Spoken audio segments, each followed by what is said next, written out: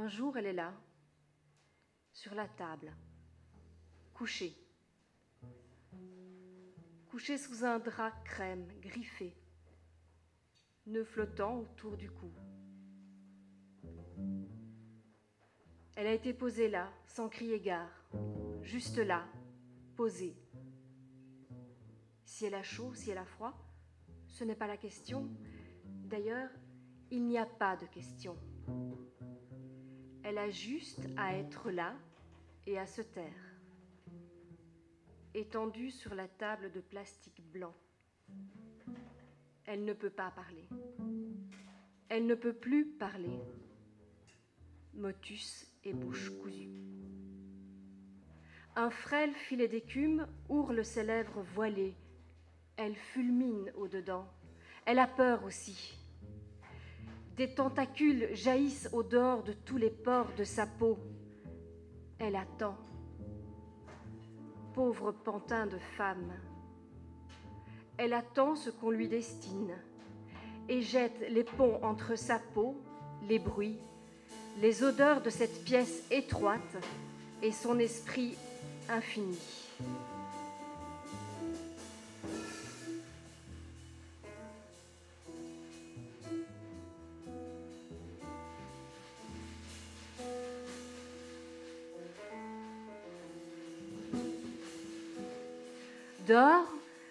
Dehors, c'est octobre et sa pluie infernale. Elle devine sa course sur le carreau. Elle refuse d'être goutte parmi les gouttes. Ne pas se laisser entraîner vers l'égout. Non, elle veut prendre place, elle veut prendre corps avec les 50 centimètres d'étoffe sur visage posé.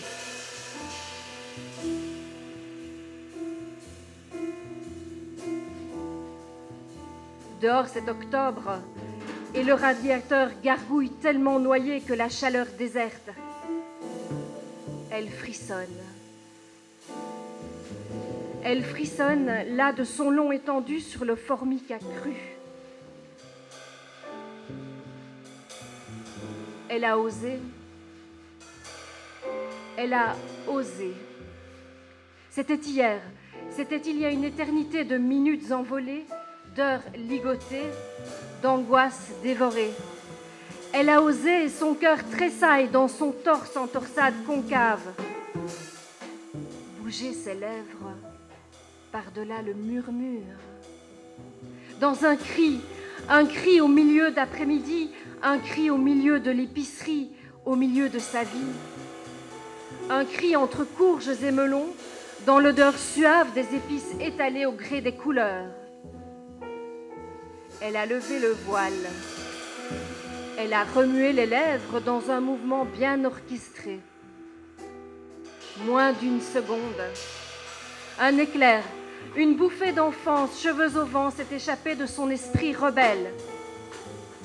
D'abord un souffle, sitôt suivi du cri scandé à tout rompre, en plein après-midi dans le magasin d'Homère, au cœur d'Islamabad. Le voile s'est mis à voler, libérant ses yeux rageurs, sa bouche en révolte, son profil décidé.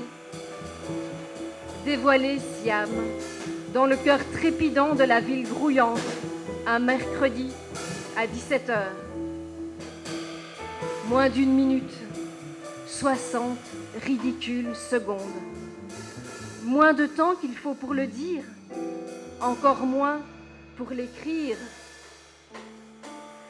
Je veux être libre. Siam, aussitôt bâillonné, Siam encerclé entre 4 gardes, treillis roses de sable, barbe longue, yeux noirs, 4 hommes pour un corps secoué, un corps cadenassé, un corps recouvert, à 2 pas d'être enseveli.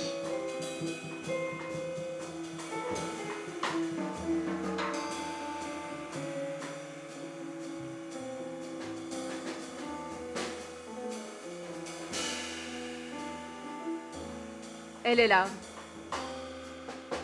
À présent, elle gît sur la table, en formica blanc, et elle entend.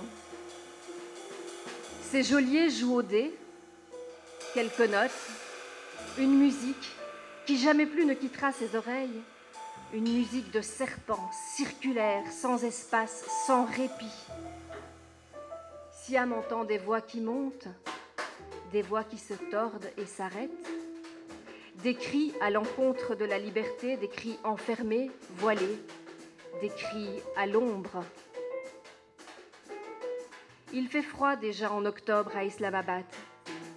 Et puisqu'elle a voulu se dévoiler, son corps sera exposé au courant d'air, exposé au regard, aux railleries.